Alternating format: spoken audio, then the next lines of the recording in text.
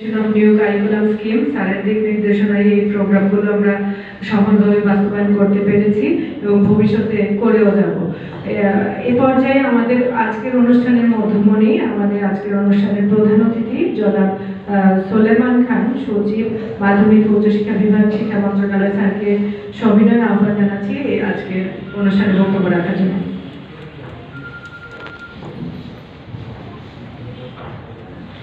আজকের অনুষ্ঠানে উপস্থিত আমার সহকর্মী অনেকে উপস্থিত রয়েছেন। আপনারা দেখেছেন শিক্ষা পরিবার পরিচালক রয়েছেন দুইজন, অতিরিক্ত সচিব রয়েছে, স্কিম পরিচালক রয়েছেন, এই স্কুলের মাননীয় প্রধান শিক্ষক এবং সহকর্মীদের একটু সামনে এবং আপনারা যারা রয়েছেন, আমরা আপনাদেরকে একত্রিত করেছি।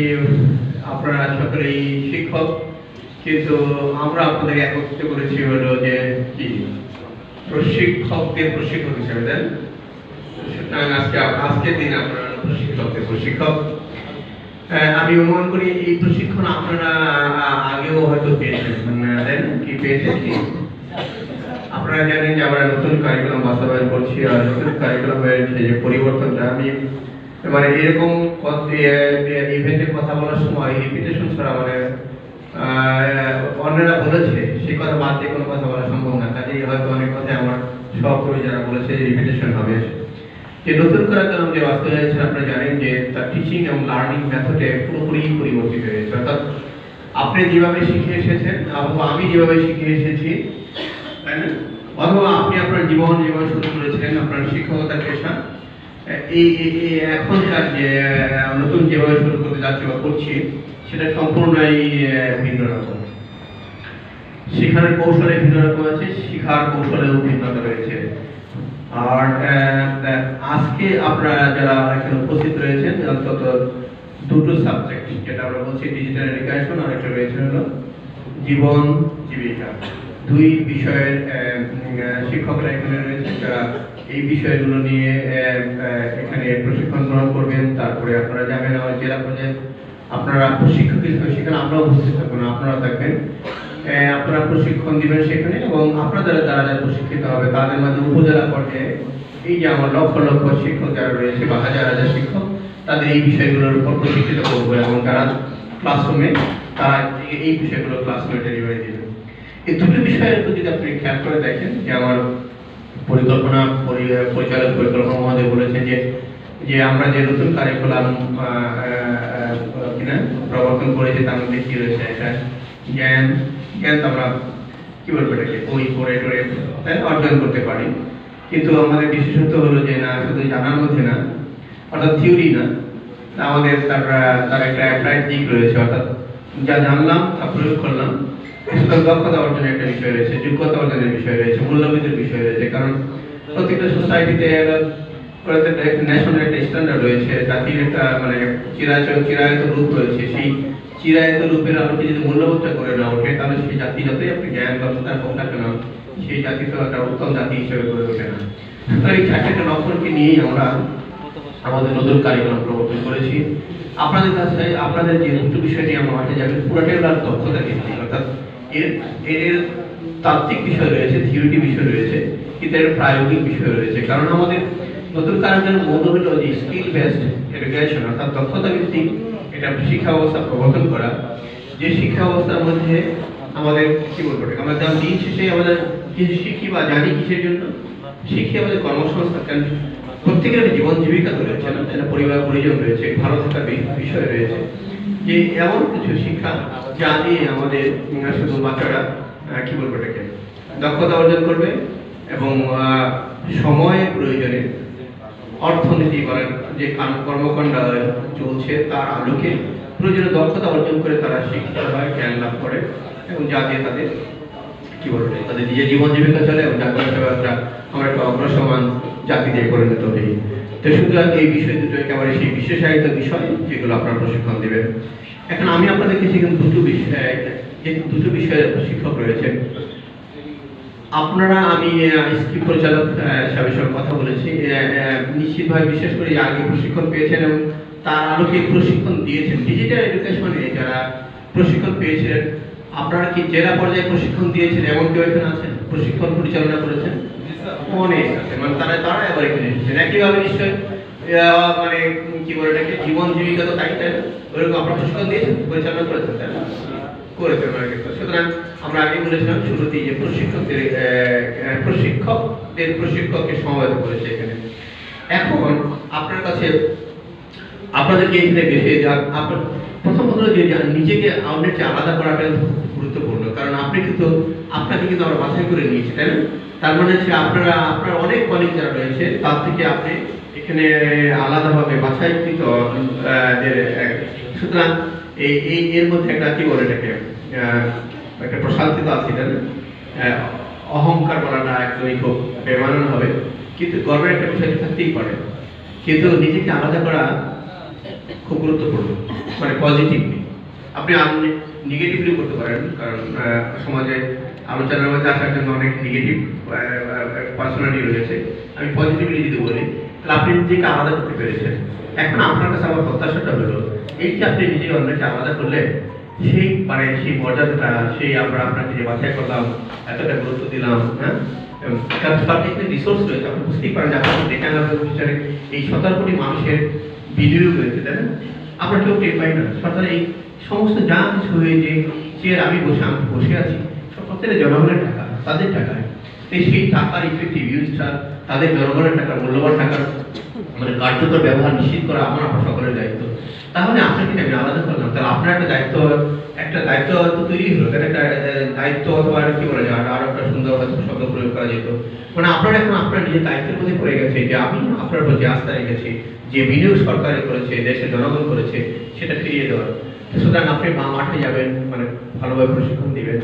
একটা জিনিস হলো কি, প্রশিক্ষকের স্কিল কি, আপনার যেমন জ্ঞান যেমন থাকতে পারে, মানে তাত্ত্বিক জ্ঞান থাকতেই হবে, কিন্তু আপনার বিশেষত প্রায়োগিক জ্ঞান ক্ষেত্রে বেশি দরকার হবে, কারণ আপনি তো অকুপেশনাল এক ধরনের ট্রেড নিয়ে কথা বলবেন। তো সুতরাং নিজেকে তৈরি করা, আপনাকে 5 দিনের ট্রেনিং দিয়েছি, আমি বিশ্বাস করি 5 দিনের ট্রেনিং আপনার জন্য যথেষ্ট নয়, আর অনেক বেশি ট্রেনিং দরকার।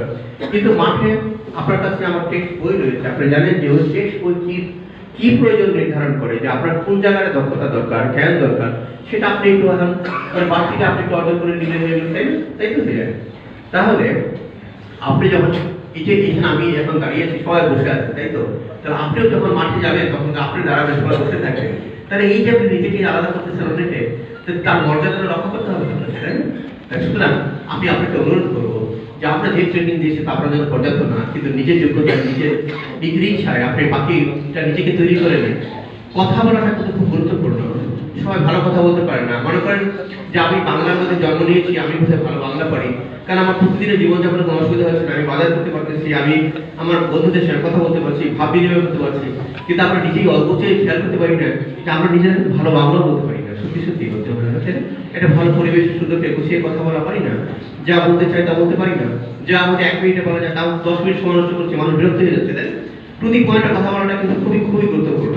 একটা এনভায়রনমেন্ট বোঝা, তার টপিকটা বোঝা, আপনি কোন বিষয়ে যা কথা বলছেন, আপনি প্রসঙ্গ হারিয়ে ফেলেন, রেফারেন্স আপনি টানতেই পারেন।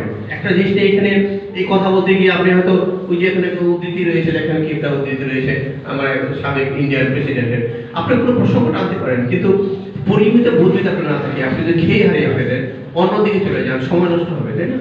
সুতরাং কথা বলাটা, আমি মনে করি কথা বলাটা মাটি কাটার চেয়েও কষ্টকর তাই না, কষ্ট। আর এখানে একটা বুদ্ধিমত্তার বুদ্ধিদীপ্ততার প্রয়োজন রয়েছে। কাজেই আমি অনুরোধ করবো আপনি যেটি ইমপ্রুভ করবেন, আপনি উন্নত করবেন, এবং আপনার মাধ্যমে আমার মাঠের প্রশিক্ষণগুলো যেন সফল হয় সেই জিনিস চেষ্টা করবেন। আমি আপনাদেরকে এখন একটা সুযোগ দিতে চাই, আপনাদের মতো 5 দিনের প্রশিক্ষণ শেষ হয়েছে এবং আপনারা আগেও প্রশিক্ষণ পেয়েছেন, সেই প্রশিক্ষণের ভিত্তিতে আপনারা মাঠে প্রশিক্ষণ দিয়েছেন, আপনি প্রশিক্ষণ পেয়েছেন, প্রশিক্ষণ দিয়েছেন এবং আবার প্রশিক্ষণ নিতে এসেছেন। এই আলোকে আপনি শুধু ডিজিটাল যারা এডুকেশনে রয়েছে, আপনি আপনার অভিজ্ঞতা 1 মিনিটে সময় দিলাম, 2 জন বা 3 জন দাঁড়িয়ে বলবেন কি যে আপনি যে প্রশিক্ষণ নিয়ে গেছিলেন সেটা মাঠে গিয়ে আপনি কতটা সফল হয়ে পেরেছিলেন, এবং এই প্রশিক্ষণ যেটা দিলাম সেটা দিয়ে আপনার কাছ থেকে যে আমার প্রত্যাশা সেটা কতটা পূরণ হতে পারে। অর্থাৎ আপনাদের সময় 1 মিনিটের বেশি নয়, কিন্তু কোনো ভূমিকা নাই, কোনো উপস্থিতি রেখে মানে প্রয়োজনীয় কথা ছাড়া কোনো কথা বলবেন না, কোনো সম্বোধন করবেন না। বলেন শোনা যাচ্ছে না মনে হয়, আপনারা আগে কতবার অন করে পাস করে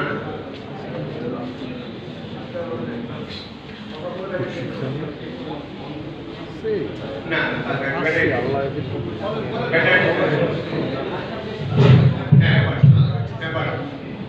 আমরা এখান থেকে প্রশিক্ষণ নিয়ে যাওয়ার পর গতনগর করে আমরা মাইকুপুর জেলা সেন্টার ফর কোয়ালিটি এডুকেশন বাংলাদেশের পক্ষ থেকে আমরা এই নতুন কারিকুলারে প্রোগ্রামিং এর বিষয়ে একটা প্রশিক্ষণ অনলাইন প্রশিক্ষণ শুরু করেছিলাম, যে প্রশিক্ষণে স্যার আপনি আমাদের সাথে যুক্ত হয়েছিলেন উদ্বোধনী অনুষ্ঠান। সেই জন্য আপনার প্রতি আবারও কৃতজ্ঞতা জানাচ্ছি স্যার। আমাদের প্রশিক্ষণ শেষে আমরা ডিজিটাল প্রযুক্তি বিষয়ে অষ্টম এবং নবম শ্রেণীর প্রোগ্রামিং বিষয়ে আমরা অনলাইন প্রশিক্ষণ শুরু করেছিলাম সিকিউইবিডি সেন্টার ফর কোয়ালিটি এডুকেশন বাংলাদেশের পক্ষ থেকে। সেই প্রশিক্ষণে প্রায় স্যার 800 জন শিক্ষক স্যার প্রশিক্ষণ নিয়েছিল সারা বাংলাদেশ থেকে। সেই অনুষ্ঠানে স্যার আপনি উপস্থিত ছিলেন। আমি আপনাদের জানতে চাই, আপনি প্রশিক্ষণ নিয়েছেন, আপনার কাছে কি মনে হয়েছে যে আপনি? ধন্যবাদ স্যার। আমি নারায়ণগঞ্জ জেলার রূপগঞ্জ উপজেলা থেকে। আমি স্যার 30 সেকেন্ডে আমার বক্তব্য শেষ করে দিব। জাতির জনক বঙ্গবন্ধু শেখ মুজিবুর রহমান বলেছিলেন, বাঙালিদেরকে কেউ দাবিয়ে রাখতে পারবে না। আমি স্যার আমার ক্ষুদ্র অভিজ্ঞতায় দেখেছি, এই কারিকুলাম বাস্তবায়ন হলে আগামী প্রজন্মকেও কেউ দাবিয়ে রাখতে পারবে না। ধন্যবাদ। আচ্ছা, আমি আপনাকে বলেছি আপনি একদম প্রয়োজনীয় কথা বলবেন। আমি দুইজন দাঁড়িয়েছে, কোনো আমি যা জানতে চাই তা বলি না। আমি বলতে চাই আপনার প্রস্তাব দিকে আপনি কি অবস্থার মুখোমুখি হয়েছেন, আপনার কতটুকু অবস্থা আছে, আপনি কি থেকে অথবা আপনার বাড়িতে কি লাগবে, মাঠে কোনো সমস্যার সম্মুখীন হয়েছে কিনা, আমাদের জন্য কোনো সাজেশন আছে কিনা সেটা। ধন্যবাদ। ডিজিটাল প্রযুক্তি বিষয়ে আমরা যারা প্রশিক্ষণ নিয়েছি, সেই প্রশিক্ষণটা গ্রহণ করে আমরা জেলা পর্যায়ে এবং উপজেলা পর্যায়ে প্রশিক্ষকদের প্রশিক্ষণ দিয়েছি। সেই প্রশিক্ষণের আলোকে দেখা যাচ্ছে, এই যে আপনারা বললেন যে স্যার 5 মাস পরে গেলে এই প্রশিক্ষণ দেখতে পাচ্ছি, আমরা আমাদের নতুন কারিকুলাম বইয়ে বর্তমান শিক্ষক অভিজ্ঞতা যেটা আসতেছে সেটার সাথে প্রোগ্রামিং এবং নেটওয়ার্ক যুক্ত আছে। আমরা সেটার সাথে শিক্ষকরা একটু কম অভিজ্ঞতা সম্পন্ন, তাদের কাছে খুবই বাস্তবায়ন হবে এবং বর্তমান জীবন জীবিকার সাথে সম্পৃক্ত হওয়ার জন্য এই প্রশিক্ষণটা খুবই প্রয়োজন এবং অসম্পূর্ণতা এখন আমাদের প্রয়োজন হবে। এইটা বাস্তবায়ন করতে গিয়ে আমাদের ভবিষ্যতে যদি কার্যক্রম পরিবর্তন আছে, সাথে সাথে আমাদের আবার প্রশিক্ষণ ব্যবস্থা করতে হবে। যত যাচ্ছে না কেন এটা পজিটিভলি পরিণত হচ্ছে। প্রশিক্ষণে মানে কোনো সমস্যা আছে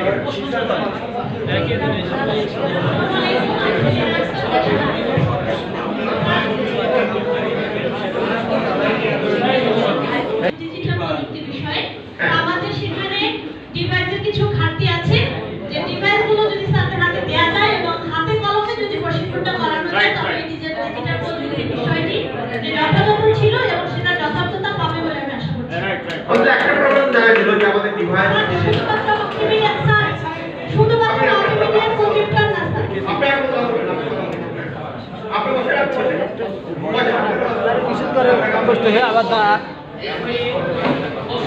আমি আর দুইজনের কথা শুনতে আমি আবার বলছি যে আপনি নিশ্চিত না হন যে প্রয়োজনে আমি যা শুনতে চাই তা বলবেন, তার কোনো কথা বলবেন না। আমি অপ্রয়োজনের কথা শুনতে চাই। আসসালামু আলাইকুম স্যার। আমি স্যার ডিজিটাল প্রযুক্তি বিষয়ে আমি ট্রেনিং টিম থেকে আমি দুইটা সবচেয়ে বড় চ্যালেঞ্জের মুখোমুখি হয়েছি, যাদের প্রথমটা হচ্ছে অবকাঠামোগত। আমাদের যে এই সিস্টেমে টিচিং মেথডটা একটু ডিফারেন্ট, ক্লাসের অবকাঠামো প্লাস আমাদের যে ডিজিটাল প্রযুক্তি বিষয়ে যে ল্যাব, কম্পিউটার, অ্যাক্সেসরিজ, এটা তারা সবাই অভিযোগ করছে এগুলো না থাকলে আমরা এই সিস্টেমে কিভাবে পড়াবো। নাম্বার 2, যে আমাদের ক্লাসের যে স্পেস, সেখানে যে ডেকোরেশনগুলো আছে, ড্রেসগুলো যে রোল হিসাবে, এখানে ওইভাবে গ্রুপ ওয়াইজ কাজ করা যাচ্ছে না, সেটা ঠিক করা দরকার। নাম্বার 3, একটা বলতে পারো, এটা আমি এইদিকে বলেছি কথাগুলো, দেখেন এখানে কভার আমার জানা দরকার এই কেন আমার নিজের জানার পর এটাই দরকার। আমার ফার্নিচার তো ইম্পর্টেন্ট, আমার গ্রুপ করবো স্যার। নাম্বার 3 হচ্ছে একটা ক্লাসে অনেকগুলো স্টুডেন্ট থাকে, অনেক স্কুলের একটা সেশনে অনেক স্টুডেন্ট থাকে। তো যেহেতু শিক্ষক এই সিস্টেমে সে একজন শিক্ষার্থীকে না শুধু গাইড করবে যে সে কাজটা সঠিকভাবে করতে পারছে কিনা, তো একজন শিক্ষকের পক্ষে এতগুলো স্টুডেন্টকে এট এ টাইম মাত্র 45 মিনিটে করা সম্ভব হচ্ছে না। টাইম ডিভিশনটা একটু সমস্যা হচ্ছে। সেই বিষয়টা নাম্বার 4 হচ্ছে শিক্ষক হিসেবে যখন আপনি মনে করেন যে আপনি যে করে একজন প্রশিক্ষক হিসেবে যখন আর আপনি তো যাবেন বোঝার পর্যায়ে প্রশিক্ষকদের যারা চলে যাবেন, তাই তো? আপনি কি মনে করেন যে আপনি জানিয়ে গিয়েছিলেন একজন প্রশিক্ষক হিসেবে যথেষ্ট ছিল, মানে তাদেরকে প্রশিক্ষিত করার জন্য যথেষ্ট ছিল মনে হয়? সেটা পরিপূর্ণ আসলে তাদের প্রশিক্ষিত করার জন্য পরিপূর্ণ ছিল না, কারণ সরকারি প্রশিক্ষণটা নিয়ে গেছি, যে কারণে আমরা যতটুকু নিতে পারছি অতটুকুই তাদেরকে আমরা দিচ্ছি, আর বাইরে যে বিষয়গুলো আসছে। ঠিক আছে, আমরা বুঝতে পেরেছি। আরেকটা বিষয় ছিল স্যার, ঠিক আছে, থ্যাংক ইউ। আপনাকে ধন্যবাদ স্যার। না না আপনারা প্রয়োজনীয় কোনো কথা বলেন না।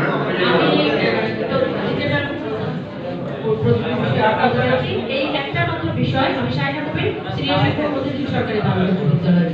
আপনি জানেন স্যার, সরকারি স্কুলে ডিজিটাল প্রযুক্তির কোনো শিক্ষক নাই। আমরা বিভিন্ন ফ্যাকাল্টি থেকে আসি এবং মাঠ পর্যায়ে ঠিক একই অবস্থা। এই সাবজেক্টটার শিক্ষক যারা আছেন তারা এই বিষয়ের শিক্ষক সবাই নন। সেই যেহেতু এই মেধার তারতম্য থাকে, শিক্ষক যারা প্রশিক্ষণার্থী যারা এইখানে প্রশিক্ষণ দেওয়াটা একটু চ্যালেঞ্জিং। সেখানে কেউ একটু অ্যাডভান্স থাকেন, কেউ একেবারেই গোড়া দিয়ে থাকেন। এই জায়গাটা প্রশিক্ষক হিসেবে আমাদের জন্য একটু সমস্যা, এবং যারা প্রশিক্ষণ নিতে আসেন তাদের হয়তো নেওয়ার বিষয় একটু এই ক্ষেত্রে তাদের হলো তারা নিজেকে যদি সমৃদ্ধ করতে চান শুধুমাত্র তখনই এই প্রশিক্ষণটা সফল হবে। ধন্যবাদ। Thank you. আপনি কি যেন বলছেন, আপনি শেষ, আপনাকে দিয়ে শেষ করবো। আর না আরো কথা শুনবো না, আপনাদের সুযোগ দিয়েছে। এই যে ঠিক আছে। আসসালামু আলাইকুম স্যার, আমি ঝিনাইদহ থেকে আসছি জেলা প্রশিক্ষক হিসেবে। স্যার, আমি এখানে জীবন জীবিকার শিক্ষক হিসেবে প্রশিক্ষণ দিচ্ছি। স্যার, আমি যে জিনিসটা সব থেকে বড় আমার ইসে দেখছি যে আমাদের শিক্ষকদের মানসিকতার অনেক অভাব আছে এই নতুন কারিকুলাম বাস্তবায়নের জন্য। এটার জন্য স্যার আমাদেরকে যেটা করা জরুরি, নজরদারি বাড়ানো, যেটা জবাবদিহিতার আওতায় আমাদেরকে আসতে হবে। কারণ কি আমাদের অনেক প্রতিষ্ঠান আছে, আমরা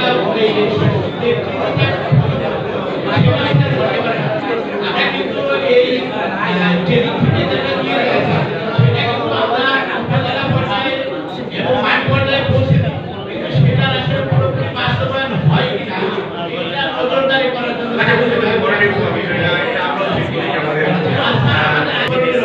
আমাদের এই কারিকুলাম বাস্তবায়ন করার জন্য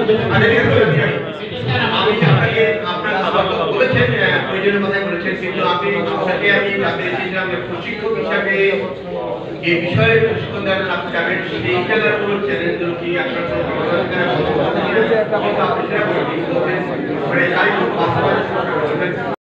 সেই জ্ঞান আপনার থাকতে হবে। কিন্তু আপনি যদি মানে কি বলবো মূল জায়গায় আসা ফিরিতে ঘোরাঘুরি করে আপনার মানে কি হারিয়ে যাবে আপনার মূল কথাটা। এই ক্ষেত্রে তাই হয়েছে। আর কোনো কথা শুনবো না, আর কথা শুনবো। ধন্যবাদ, অনেক কৃতজ্ঞতা। এর মধ্যে থেকে দুই একটা কথা অবশ্যই পেয়েছি। সত্যিকার খুব চ্যালেঞ্জ হয়েছে, নানানভাবে চ্যালেঞ্জ হয়েছে। কারণ এটা একটা এমন একটা যোগ্য যে মানে এমন একটা কারিকুলাম বাস্তবায়ন সব কিছুর মধ্যেই মানে মাথায় হাত দিতে হচ্ছে। একটা হলো শুনলেন যে আপনাদের প্রশিক্ষিত করা নতুন কারিকুলাম, নতুন টেক্সট বুক, এটা করার চ্যালেঞ্জ, টিচার্স কোয়ালিটি নিশ্চিত করা, তাই তো? এটা একেবারে রূপান্তর, আমার তো আগে ছিল না। আচ্ছা, এইটা একটা বিষয়। একজন টিচার কথা শুনলেন যে অবকাঠামোর মধ্যে রয়েছে। কারণ হলো আমাদের নতুন কারিকুলাম বাস্তবায়ন করতে গেলে শিক্ষণ এবং শেখানো দুই জায়গাতেই পরিবর্তন হয়েছে। তার মোড অফ এডুকেশনটাই মানে কি পাল্টে গেছে, লার্নিং এন্ড টিচিং পাল্টে গেছে। তার অনুযায়ী কারণ আপনি গ্রুপে কাজ করবেন, আপনার কাছে একজন সাধারণ লোকের কাছে এই বস্তু অসুবিধা যেতে অবস্থা বেঞ্চ আছে, চেয়ার আছে, আপনি দেখি আছে, তাই না? নানান কিছু আছে, কিন্তু আসলে সমস্যা হচ্ছে। কারণ আপনি যখন গ্রুপে কাজ করবেন তখন ফার্নিচারগুলো এমনই হওয়া উচিত যেতে করে আপনি 5 জনের গ্রুপ করবেন, 10 জনের গ্রুপ করবেন, কখনো কখনো ইন্ডিভিজুয়ালি করবেন। অর্থাৎ এমন আয়োজন থাকবে ফার্নিচারগুলো, দুটো ফার্নিচার টান দিলে, দুটো বেঞ্চ টান দিলে যারা 10 জন বসতে পারে, হতে পারে না?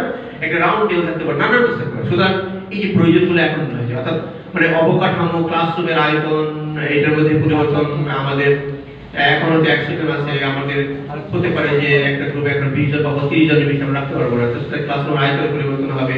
আবার কখনো কখনো হচ্ছে যে 100 জনকে একসঙ্গে বসাই দিতে পারে, মানে একই মানে স্কুলে নানান রকমের আয়তনের নানান প্রয়োজনের নিরিখে এই অবকাঠামো তৈরি করতে হবে, সুবিধাগুলো তৈরি করতে হবে। এগুলো একটা গুরুত্বপূর্ণ নানা রকম চ্যালেঞ্জ, ইমিডিয়েট চ্যালেঞ্জ যেগুলো আছে।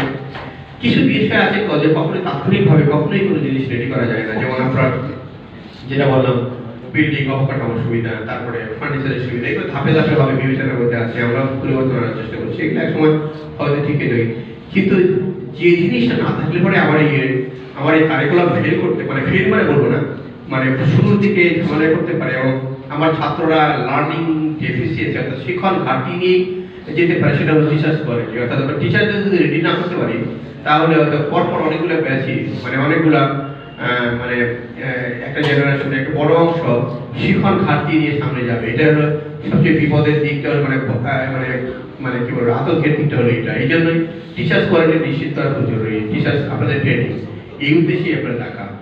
কাজেই আপনারা যদি মনে করেন যে কথা আমরা শুরুতে বলেছি, আমার কলিগরা বলেছে, সেটা হলো যে আপনাদের কাছে অনেক অনেক বড় দায়িত্ব রয়েছে। কারণ মাঠ পর্যায়ে একজন মনিটরিং সুপারভিশনের কথা বলেছে, সব আমরা করতে পারবো না, আমাদের লিমিটেশন রয়েছে। এই হাজার 4-5 লক্ষ টিচারকে নানান বিষয়ে প্রশিক্ষণ দিয়ে নানান বিষয় ভিত্তিক প্রশিক্ষণ দরকার পড়ছে, সেখানে জেনারেল প্রশিক্ষণ দরকার পড়ছে, নানান রকমের প্রশিক্ষণ দরকার আছে। এইগুলো সব যে আমরা মাঠে এই ঢাকাতে আমরা গিয়ে করতে পারবো তা না, কাজে দায়িত্ব নিতে হবে, সেই দায়িত্বটা আপনাদের পালন করতে হবে, সেই দায়িত্বটা আপনাদের কাজে তুলে দিয়েছি। সুতরাং সেটা মনে করে এই বৃহত্তর জাতির স্বার্থে যদি সেই কাজটা করতে পারেন, কারণ আমাদের মানে our future lies with you in the sense that যে আপনারা এই ন্যাশনাল বিল্ডিং এর মূল কাজটা আপনারা করবেন, অর্থাৎ যারা আপনাদেরকে আপনি শেখাবেন তারাই এই জাতির নেতৃত্ব দেবেন।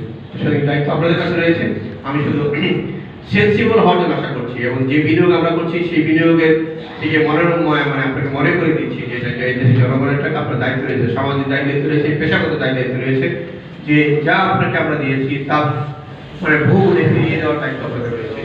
সেটা করতে পারেন তবে আমরা সফল হব। তো সকলে ধন্যবাদ, কৃতজ্ঞতা। আমি চেয়েছিলাম 1 ঘন্টা, আমি সময়ের মধ্যে এসেছি, কিন্তু আপনাদের এখানে ঢুকতে একটু সময় বেশি লেগেছে। আমি 9টা 10টা 18তে ঢুকেছিলাম এখানে, 1 ঘন্টা বলা যায়, 1 ঘন্টা আমরা কথা বলেছি। এই কথা করে মূল্যহীন নয়, আপনারা যা শুনেছেন বিশেষ কথা বলেছি, এটাও একেবারে অপ্রয়োজনীয় না। আমরা এসেছি 1 ঘন্টা সময় নিয়েছি আপনাদের কাছ থেকে। আশা করি আপনাদের কাছে যা প্রত্যাশা করি সেটা আপনারা পূরণ করবেন। এই বলে শেষ করছি। জয় বাংলা, জয় বঙ্গবন্ধু।